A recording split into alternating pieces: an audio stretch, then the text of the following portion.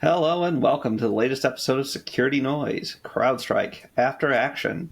I'm your host, Jeff Walton. I lead our application security practice at TrustedSec. I also have our producer, Skylar Tutor, another application security consultant and veteran IT guy, here as usual to keep us on topic and ensure the show sounds great. We'll start out with a little information security in case you missed it, and some hot takes to go with them. NIST has published AI 600-1 as part of its technical series on policy. The document generates the 12 unique risks for AI, in their opinion. Overall, I think it's a pretty good and impressive work. I think it'll be a lot more useful framework to discuss and classify threats than much of what has emerged from industry groups to this point. It's a governance document, and of course the technical responses and controls from the policies it describes will flow through it over time. I think ultimately, as we see these 12 enumerated risks, we'll see them adjusted to reflect something that better aligns to the practical technical solutions that emerge. I do expect a few of these categories at least to probably end up combining, just because a lot of the control solutions are going to be similar for them. They've also released their Aptra tool, which will help you test and document generative AI solutions. So check that out if you're a practitioner. Also, Apple has released their distraction control feature. It's present in the latest iOS and macOS betas. If it's for the Safari browser, the solution isn't really designed as an ad blocker, but I expect folks will probably end up using it that way and with some success. Hey, you can mute those GDPR cookie prompts too. All right, on today's show, we're going to discuss the CrowdStrike incident. For those of you that may have been participating in some long-term sensory deprivation chamber experiments until recently, CrowdStrike's security platform received an update with some bad definitions. This caused a large number of Windows platforms where the security suite was installed to fail to boot. CrowdStrike enjoys a strong market position with many of the Fortune 500, and that includes a lot of banking and finance and also a significant part of the healthcare and transportation markets. This led to what has been described as the largest IT outage in history. Losses are estimated as high as $5.4 billion with the Fortune 500. Notably, shareholder suits have been filed against the company, and several large businesses, including Delta Airlines, argue CrowdStrike is to blame for their long service disruptions. To talk about that with us today, we have Paul Sems, who is a Managing Director of Remediation Services at TrustedSec, and we have Rockie Brockway. He is the Director of Advisory Innovations at TrustedSec. I'd like to give them each a moment to introduce themselves. Go ahead, guys. Sure. My name is Rockie Brockway. I'm the Director of Advisory Innovations here at TrustedSec, 30 plus years in information security, specialize in risk management, do a lot of our vCISO strategy, roadmap development, and ultimately help organizations align the protection of business critical data with the business. Hi, Jeff and everyone else. I'm Paul Sems. I'm responsible for our remediation and security engineering team. I have the privilege of guiding that team and helping our clients harden their environment, make their solutions that they're running in IT resilient against all sorts of threats, including insider threats and software supply chain issues. So this is really relevant to us because we help kind of protect against these things with our clients. So glad to be here. Thanks for inviting me. Absolutely. Glad I could have you both on, especially since this is right up your alley. And I think this group has a lot of experience with these things, so that's exciting. Skylar, would you like to take a minute to say hello before we get started? Sure. Hey, welcome everybody. So yeah, I'm Skylar Tutor. I am the producer and I guess semi-co-host of the podcast here, but I'm also one of the senior security consultants on the web application side here. So if you have a website, API, network that needs hacking, give me a call. All right. Okay, well, before we jump too deep into the discussion, I do want to say we're going to look at this from a broader risk perspective. CrowdStrike might be the most recent example, but we've got plenty of vendors that have created serious availability and security risks in critical infrastructure, certainly in recent years. And a lot of that has occurred through deployment management and patching-related failures. I think we should have a broader discussion around the design and recovery planning for those critical systems as well, and just kind of use the recent events more as an illustration than a finger-pointing exercise. But I guess we'll go around the room and get everybody's initial thoughts. I'll go ahead and start. A history perspective. Yesterday, CrowdStrike released the actual technical root cause analysis document. It's a great read. I think the high points really, for me, are that the initial kind of design of this, of the actual kernel level, ring zero sensor. In back in February, they introduced an IPC kind of like added template. That throughout the testing process, they were using wildcard, just from an array perspective. The template had 20 array parameters. The wildcard, said basically give me those array parameters. Then in July, the July 19 update, that wildcard went away, and there was an access to a 21st array which didn't exist, causing our 8.5 million blue screen of deaths. So just from a high level, we can certainly talk about software development lifecycle. There's in my mind areas of opportunity there, but Paul, what do you think? Yeah. It's definitely challenging. I mean, the fact that it affected so many systems, it happened so quickly, and it's coming down to lack of testing. It's coming down to lack of understanding the impact that literally one byte can have on the entire known ecosystem. There's that saying, right? With great power comes great responsibility. I think that's appropriate here. It's clearly, they're taking some responsibility for it, but it shouldn't have been that way to begin with, right? I mean, it's kind of, you're at the kernel level. That's the most protected area. There's a whole thing Rockie and I were talking about earlier, and you guys know about it. It's like, if we're going to have access, what do those testing procedures and qualifications look like?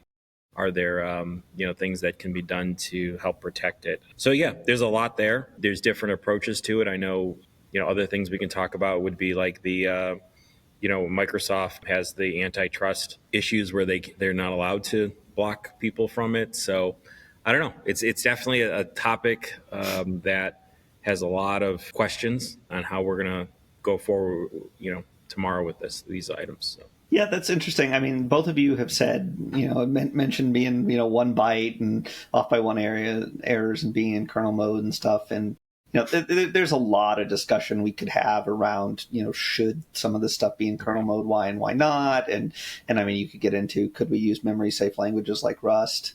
I guess my own view on all this is, those are all very interesting questions. I don't know if they matter, because it doesn't matter even if it was some other AV product. From the perspective of your individual organization, nobody's going to test all the bespoke software you're running and the potential interactions there. And sure, if you weren't in kernel mode, maybe one microservice gets shut down and the system recovers. But if that's preventing your app from doing what it needs to do, the fact that the system won't boot really isn't the problem anymore. So I think there's kind of a bigger question here, and it more comes down to the whole deployment strategy than necessarily a technical failure. Scott, did you have any thoughts? Well, as somebody who in a previous role has taken down an entire network for a business where they weren't we've all done that, where they weren't doing business for designated amount of time, I can feel for the person that may have pushed that out. But at the same time, I think Paul's right. Like, it comes down to regular testing. It's kind of interesting that something this massive was deployed without, I don't want to say proper vetting, but surely they ran this on a Windows machine at some point before deployment, or I would hope they would have. So I don't know. It's something that didn't necessarily affect me, but a lot of my family members and colleagues and stuff, they were all affected during the outage. And it's interesting to see how something just completely behind the scenes, like for a normal business user, can be taken out that easily. I guess I have a question on the testing too. Is it interesting that it may have been tested through a DevOps process, an automated process, linting, right? Hey, dynamic testing. We looked at the code, we had the AI engine run through it and look at everything, but it maybe missed some of the practical. Well, let's plug it in and see if this thing actually works. I'm wondering if that was part of the problem. Is this it always comes down to three things: people, process, and technology. I keep preaching. I've been preaching it for years. It's man, method, and machine, right? It's the same thing over and over. It hasn't changed. And there's always this way to rely on technology to solve the problems. And we forget that it's the people and the process that have a much bigger impact. And so, just speculating here, but was that maybe part of the failure? Is that, yes, we ran it through and it didn't show any errors. And it wouldn't, because, ARG asterisk is okay, but ARG 21 is just a scenario they didn't test. So, is that part of it, right? Are we getting to a point where some of the tools, where we're starting to see that divide where it's like the tools and the human, reliance on them and testing it, and it is different. I don't, where that separation's starting to take place. Like, hey, they no longer know how to do it because the computers do it, right, for them. I don't know if we're at that point. I mean, but is this maybe a warning sign that says, hey, we still need to know how to actually, debug machine code? I'm sure we do. We definitely have people here that do. But are some of those skills getting lost? And some of those logical, simple, hey, let's boot this thing on Windows, on an OS of every single OS that we have deployed on. We should at least have one virtual machine and one physical machine to try this on. Does that happen? I don't know. I think one of the interesting aspects of the architecture of this is that, as a kernel driver, it's signed and trusted, right? But these dynamic definition files, that update the, how the driver actually functions, are not trusted. They're not signed, et cetera. So, I mean, it's almost like holes in a firewall, right? Was that true? We're talking about that earlier. CrowdStrike verifies the signatures on its updates, doesn't it? It's just Microsoft doesn't sign them. That could be. Yeah, I just want to be careful. And, sure. We don't know. So, right, like that. That's one of the questions that I had.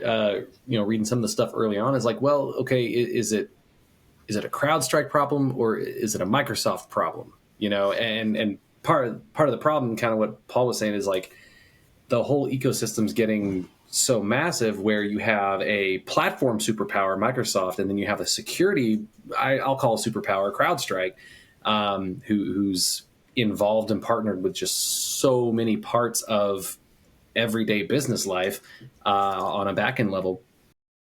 Is this something CrowdStrike could have caught, or was it something that just didn't mesh well with Microsoft's current state, your Windows? Is it something that could have easily been tested for without knowing that would have broken it? Does that make sense? Mm-hmm. Yeah, I think that's one of the still remaining questions that needs to be answered by CrowdStrike, is and they need to kind of come forward with it. I would encourage them to be as transparent as they can about it, right, and what happened. And if they did have testing procedures, they need to say, hey, here's where our testing procedures were and where they failed, and this is what we're doing about it. It can happen, obviously, to the best of us, right? I mean, any of these things can happen to the biggest companies and the smallest companies, and I guess it's more of what can we learn from it, I guess, is really the issue. Because I don't really want to throw any particular EDR under the bus and say, oh, it's an EDR problem, right? It's not really. There's a thing on the tools we use, but what do they say about the carpenter that always blames his tools? Yeah, right. So yes, there's the tools component, and tools by definition and IT services will fail. Luckily, they're failing less and less and less, and they are more resilient than they ever were before.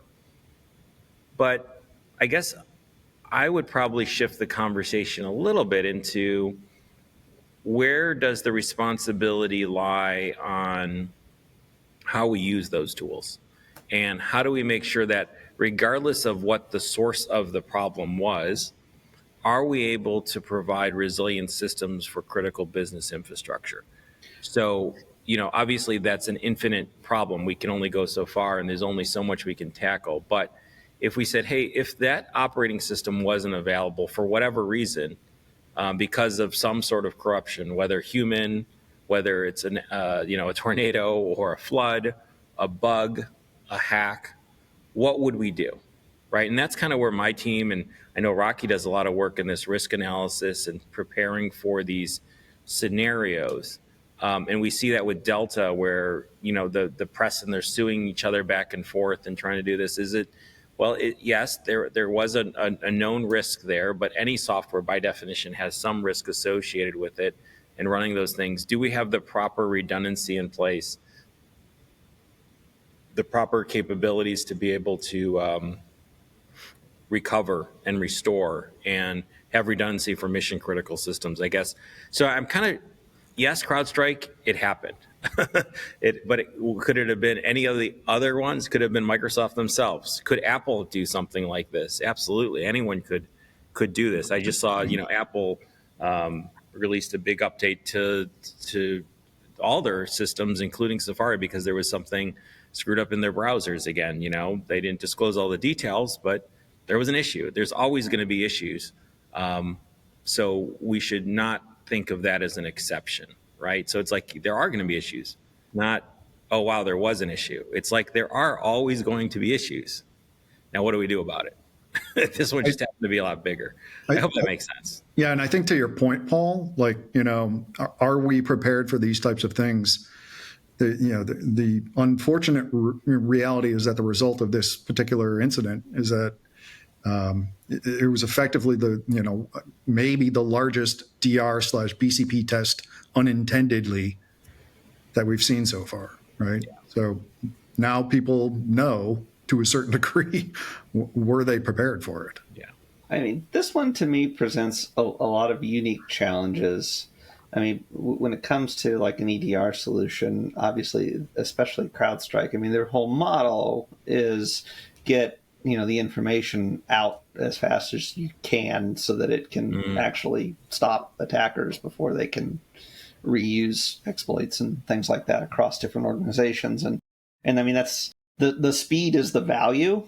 So it makes it hard to do a lot of that additional testing. It makes it hard for companies to even, at the organization level to, really say, we're going to hold patches for 24 hours. Well, if you do that, why are you using CrowdStrike? At least, so I think you have to get a little bit smarter probably about saying, well, maybe some systems we hold these back, and these less critical systems. And interestingly, as Delta discovered, your less critical systems may actually not be the system that the customer service rep is using to check people in at the counter. You think it's just a PC and not something behind the glass in the server room, but those things have to work, or you've got real problems. So, I think there's a lack of understanding in some of these areas. And then in this one, too, you can do your supply chain analysis and stuff and say, okay, well, vendor A is, even if you ask the questions like, what do you use for your, EDR solution? How do you secure things? And they say, oh, we're running Symantec. And the other group says, oh, we're running CrowdStrike. And you think, good. I've gotten different answers back from my two different suppliers. Well, a week from now, supplier B switches to CrowdStrike too, and suddenly that redundancy is gone. So, keeping track of that stuff, super complicated. But even when we don't have the speed considerations and stuff, I mean, going back to SolarWinds and things like that, arguably a patch management failure as well. And that may also be a piece where the industry here, especially, says, patch management is solved, we're done, we've moved on. Maybe not. Yeah. I think, Paul and I were actually having this conversation a little bit before the podcast, in that you kind of have a couple of different groups of organizations, organizations that don't trust automatic updates and things of that nature. And then, the other side of that is really organizations that want to rely on managed services to just handle it all, right? Yeah. So sure, there may have been, the opportunity for many organizations to not do these global updates from a managed service like CrowdStrike. But I think I would say that there's probably a majority of those customers that's exactly why it's one of the big reasons that they actually have that service in the first place. Like, we don't want to deal with that. Right. Yeah, it's to me, obviously this had an impact, but going back in my career where I've played every role and been responsible for large organizations in IT and their security. I would rather have, to your point, Rocky, about doing these updates versus not doing them. I personally would rather have an update go bad, cause an issue, and then being able to have what I would call like a relationship with the supplier to get that issue resolved. I'd rather have that be what I'm dealing with if I have to deal with. Obviously, I don't want to deal with anything, but if I had to deal with it, I'd rather have that where it's like, hey, clearly this was a update that broke this. Let's all work together. Let's fix it. Versus someone got into my systems, they ransomed everything, they stole my data. I don't know who that is. I don't know if they're reliable. They're not going to work with me. They have no incentive to work with me. So when I'm balancing those two risks, right, I think it's very important to look at it and say the risk of having my updates and an update causing an issue, which I don't ever want to happen. But if I had to pick one of those, it's very binary, pick that or pick this unknown. I'm not going to patch my systems. I'm not going to update in real time. I'm going to allow things to, YOLO out here. I personally would rather deal with the risk where it's a known entity causing the issue that I can then, and it's almost, we're all in the same boat together type of thing. We're all going to fix it. Where the best minds are going to come together. We saw a lot of innovation take place, kind of cool use of the QR codes and barcode scanners to get in there, utilities coming out to fix things. Innovation is going to probably come out with newer vendors that are going to now say, hey, this is how we're different, and these are the things that we're doing that are different. So there's some good that can come out of it. But again, I don't want this. What I would hope wouldn't happen is people feeding into the no update camp, because I've dealt with that for 25 or 30 years now. And that no update camp, that fear of those updates breaking something is just not worth the risk, because that's a unknown versus a was a known no. This is a known risk. Patches will break. Okay, Donald. Rumsfeld, or when that Rumsfeld, I think it was Rumsfeld. Yeah, you can edit all that out. But yeah, the known risk of a patch will break something. Like, we know it's going to break something at some point. It's kind of like when I ride my motorcycle, right? I will get in an accident, right? Am I prepared to deal with that? I am going to drop my bike. Am I prepared to deal with that? Those things will happen. And am I best prepared to do that versus, stuff that probably won't happen to me, So, well, it's tricky. It's tricky, though, because you've got competing objectives problem. I mean, certainly, if you're manufacturing widgets, you want to keep the line running, you want to keep the widgets flowing, and you want to sell them. And maybe well, definitely, it probably is better, as you said, Paul, to not be able to make widgets for 6 hours than to have to, deal with some criminal gang that's, marketing your employee data and stuff like that, and maybe your trade secrets. On the other hand, you're the operating room, bad as patient data and stuff being leaked. I'd rather, when I roll up in the ambulance, somebody be able to treat me and have my data be out there, I guess, than to not get care.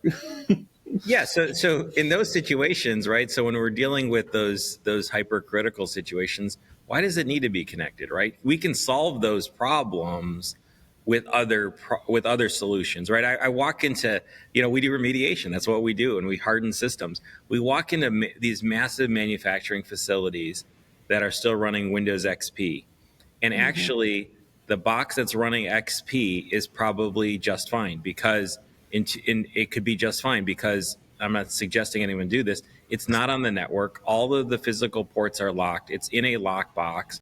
It has redundancy. They have spares. They have a clone of the system.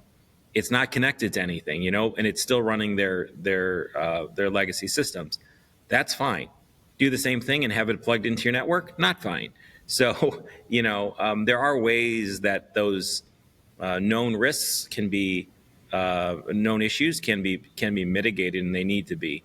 It's when we say, "Well, I still have to run this legacy system, and I don't want to have to deal with isolating it and having to use special USB keys to plug it in that are signature. I don't want to have to go through all that. So I'm just going to plug it in my network. So, that's where you can mitigate those risks. I hope that makes sense. So, but yeah, it's the other topic, if I could, is the liability that Microsoft has in their terms and conditions, and CrowdStrike and almost any IT company is very, very limited. We joked earlier about the $10 Uber Eats or whatever. That is Microsoft's liability, literally $10. It's in their contract. If you look at the terms and services, it's either $5 or $10, depending upon whether it's like a Azure thing or a piece of software, but it is literally $10. And for CrowdStrike, it's up to 1 month of what you paid. That's it, even if it's gross negligence. So I think Delta and other companies are going to have a significant, I'm not a lawyer, I don't even play one on TV most of the time, but I think it's going to be, from the way I read it, and others are commentating on it, is that their terms and conditions are limiting their liability. When you use their software, the provider is saying, hey, it's not fit for use. Take a look. I mean, it literally says it's not fit for use, and they're not warranting it. I mean, the flip side of that, though, is $5.4 billion. Yeah. Microsoft is one of the few vendors who could take that kind of liability. So if you kind of switch to other model, and pull those liability limitations out of those contracts, I mean, that places pretty much everybody not Microsoft at an impossible competitive disadvantage. And you could never choose anything not Windows, which I mean, it's crazy. It says so. The first thing says the software is licensed as is. You bear the risk of using it. Microsoft gives no express warranties, guarantees, or conditions. And then it goes on and says, hey, if you have any basis for recovering damages despite the preceding disclaimer of warranty, you can recover from Microsoft and its suppliers only direct damages up to US $5. That is it. So I don't know how, anyone is going to, and they're using the software. So they can mess up, ruin your entire business, and they won't even buy you lunch. No. Well, no, not in today's dollars. Maybe an appetizer. Maybe if they they use their Sam's Club card and get a pretzel. A Costco hot dog. Costco hot dog. So the other part of this is kind of really, though, the recovery angle. And, I look at, again, to pick on Delta, since they're trying to pick on Microsoft. I guess they're asking for it. The problem they have is the disk encryption is actually secure and it works. So they, can't fix these things offline, which, okay, but you knew that. They really haven't designed around it, I guess. And to me, the correct model there is not to be trying to recover these systems at all. I mean, you ought to be able to tell somebody, look, press these 3 keys, select Pixie Boot, enter this code, it'll be back in an hour. Why can't they do that for more of these field systems? And should that be where you are as a business, especially if you are time critical? Well, I think that's a great point right there, though, right? Understanding from your business model, do you have things that are that critical?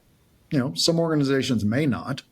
I mean, it's all subjectively and, it's all different for every organization. And every organization, I guess, from their own personal perspective is going to be like, well, yeah, of course, everything is important. But right. When you look at things like the medical industry, when you look at things like whatever else, when we're talking about human life, I think, 100% that should be in that equation. Yeah, I think and I also think from a recovery perspective, let's think about clients we work with. If we have a client that has 30,000 employees, they may have 130,000 devices on their network that are all Windows. There's always this ratio, and it's amazing to me how larger organizations have a massive, massive number of servers, right? There's just this sprawl of servers and workstations and devices that they're responsible for, and they're just this huge number. So just the fact that even if it took a few seconds each to get them up and running would take a long time. So that's an issue. We run into that when we do our backup and recovery infrastructure analysis. We take a look and we say, okay, great. you have a backup, you've tested it with one system. Have you tried it at scale? What does it look like to try to restore thousands of systems in an hour? Does that actually is that even physically possible? So looking at the recovery, spending time deciding that.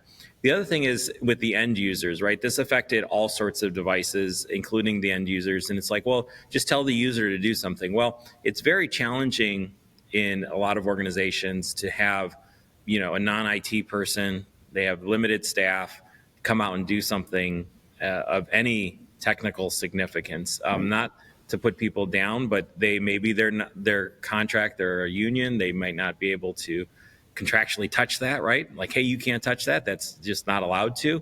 They may not have physical access to it. A lot of these facilities are behind locked doors that only an IT supplier can get to, their IT service provider can get to, so they may not physically be able to get to those systems. And then there's also the risk that they could be, doing something even worse to the system if there's some error and they're like, oh yeah, hey, enter your BitLocker key, and there it is, and they hit the backspace and erase the actual BitLocker key, or they do something. So there's all of those complexities that come into it. Yeah, so recovery needs to be tested. Kind of throwing in a pitch for what we do here at Trusted Sec, running those tabletop exercises, looking at it from a strategic perspective, like I know Rockie does with his team. Like, overall, where are we at? What are the big moving pieces? Do we have the right human resources? Do we have the right vendors? Do we even know how to get a hold of these people? All the way down to what my team does, also looking at like, okay, you said that was an immutable backup. Let's actually physically test to make sure that backup is immutable. So that full range of area is where people this is an eye-opening event where people need to say, hey, let's take a look and let's actually test this, because the threat may be a self-inflicted threat. It may be an insider threat. It may be an outside threat, but we should be resilient, especially since we're a X-size business, because we're a business, because we have to provide services. Let's not let this technology be a down, our Achilles heel and cause us any issues. Yeah, so we deal with this all the time when we look at ransomware resiliency. Like, okay, you've got external backups, you've got offsite backups. Cool. You also have 500 servers. How long is it going to take you to recover during a successful ransomware event? Do you have those metrics, right? And that's also an eye-opening kind of conversation. So this is kind of was like for those organizations that had BitLocker and maybe lost their keys. This is a ransomware event, right? Yep. I mean, except there's 100%. no one to buy the keys from. Yep. And it's challenging. I mean, we work with clients that say, hey, have you rolled out BitLocker? Yep, we're required to roll out BitLocker, so we rolled it out. What did you do with the keys? And they we don't know. Well, did you store them in Active Directory? We don't know. Do you back up? If you did, do you back up Active Directory? We don't know. And it's like, wait a second, you have just caused a massive a point of failure. If you lose that motherboard on that server there, you're toast, because that's the only place those keys live. So thinking about it, these things are things that need to be thought about. What happens if Active Directory isn't available? And that's where all your keys are stored. Do you have that backed up? Do you know how to recover them?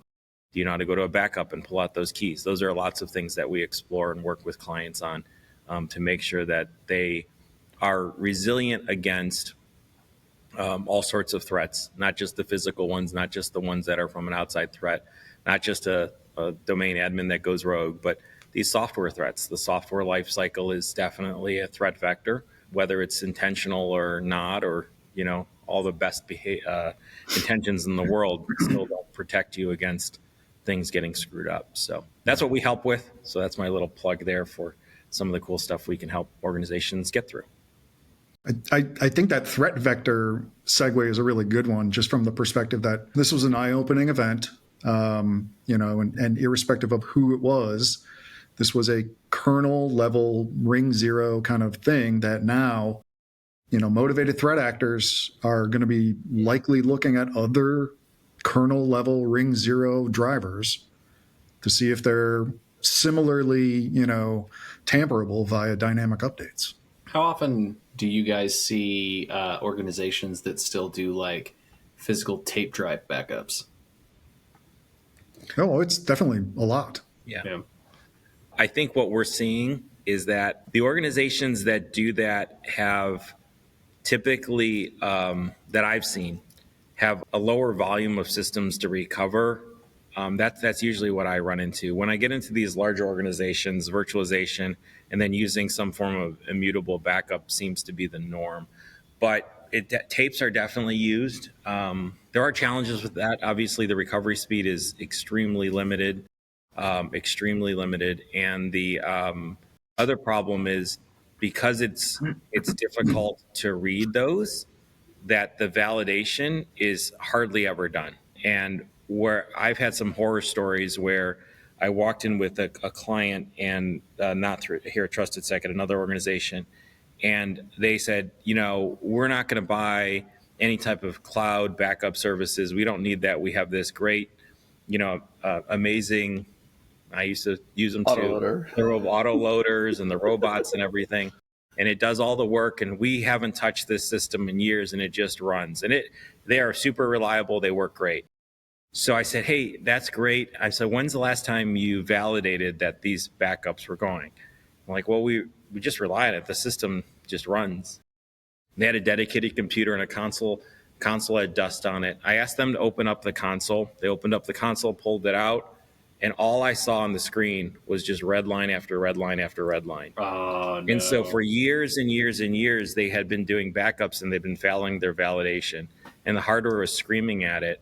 And so I said, let's take a look at one of the tapes. And the tapes were, as you know, magnetic, and they were losing their magnetic property since they had never changed the tapes. Oh, and yes, the machine is changing tapes, but it literally, it was screaming at them and trying to tell them that their backups were not working, and they literally had no backups for years. So technology, I guess, get right back to that story. Technology doesn't solve the problem. It's a tool that helps you do something. Process and people are what make the difference. And my argument would be that people make the biggest difference. If a human would have gone in there and looked at that and said, hey, this doesn't look right. It doesn't matter if they're an IT person or not. Looked at that screen and said, that doesn't look right. Maybe we should do something about it, and had the relationship and had organization structure that allowed them to voice that opinion without getting yelled at and everything else, and said, hey, raise a red flag. I think there's something wrong here. I know it's not my area, but I was cleaning the floor here and I noticed this screen was red or this was beeping. That could have solved them from having a catastrophe on their hands. So it comes down to people, in my opinion. Process next, get the people doing the same thing over and over and over again, doing it the right way and having a good culture.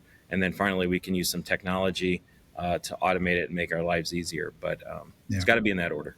I would add one thing, just from that technology perspective, I think there are a couple of interesting options that both Microsoft and CrowdStrike have, right? So on the CrowdStrike side, Mac wasn't affected by this because, the Apple technology doesn't allow that kernel level kind of, driver access. So CrowdStrike does have a functioning Falcon agent that doesn't need that level. I mean, that's an interesting option that they may either want to look at or maybe even forced to go down. The other aspect on the technology side is Microsoft, maybe I understand that, the EU regulations were kind of like preventing them from doing something similar because of antitrust limitations. But, it's probably an opportunity to revisit that because just given the scale of damage and impact that happened in this particular incident. You also have to balance the speed and performance and all the other things that come with that. But yeah, there's definitely going to need to be some relooking at that. Well, some other things I read that were interesting is Microsoft supposedly reached out to Delta Airlines to help them, and nobody responded. I heard that too, yeah. I heard that about both of them. Yeah, and I'm wondering, was anybody? Did they email them? Could anybody check their corporate email while all this was going on? Or right, they were a little busy, right? Yeah. Did we have a policy that said Intune policy that says only your laptop can access your Outlook mailbox? I mean, some people don't know what a phone is anymore. Right. Yeah. That you can actually use it to talk. Right. Wait, what? Say that again. Sorry. Yeah, my kids. But I wonder when I call them on the phone, like, why didn't you just text me? Is there an over-reliance on kind of these tabletop exercises because of things like this?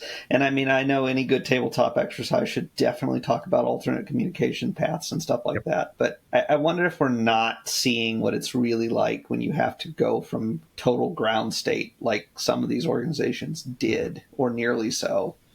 You know, it's easy to say, yeah, I've got people that know how to reinstall operating systems, Right. and we can go through this. But Yeah, so we have to deal with that. I mean, that's literally what we deal with, right? In a ransomware situation, many times we come in there and AD is gone. There's no way you're not getting any of your Active Directory back. You're not getting any of your endpoints back.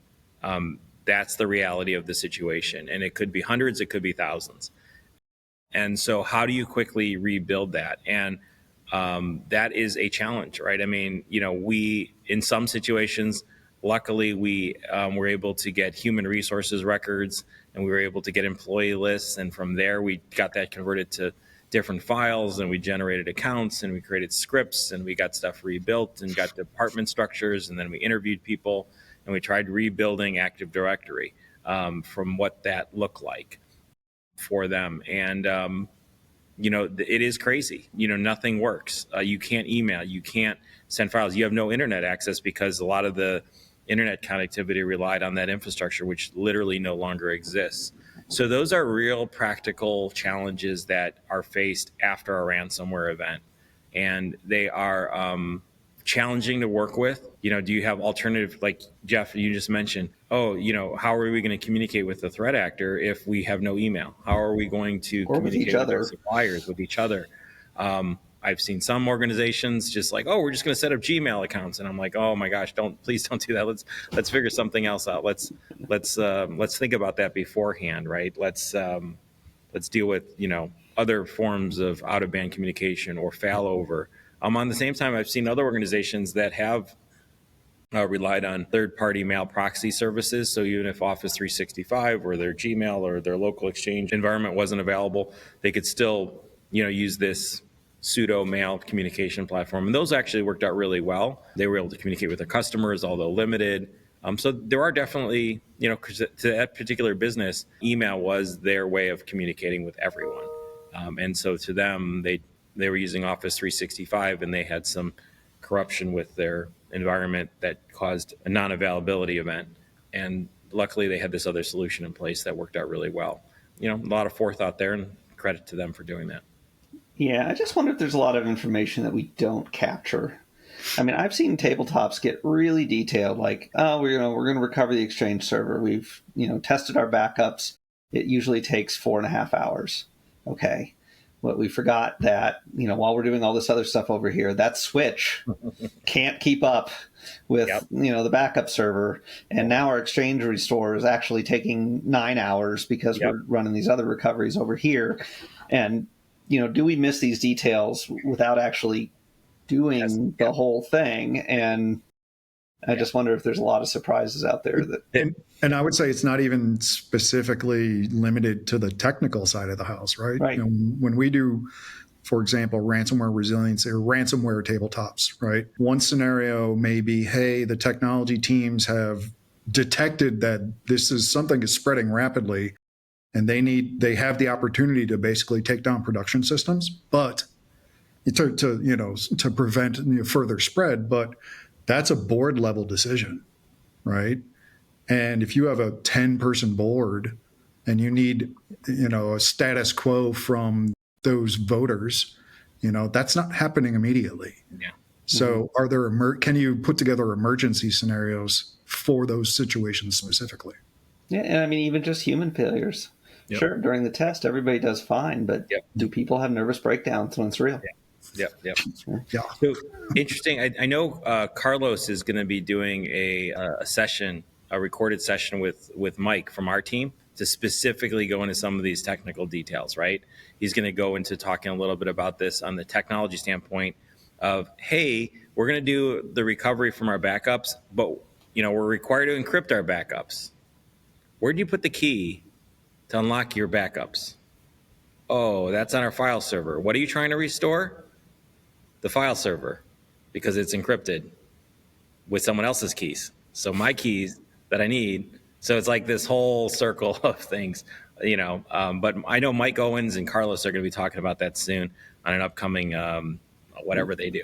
The key is on the USB stick in the safe deposit box at the bank. Oh, it's Sunday. Yeah. Yep.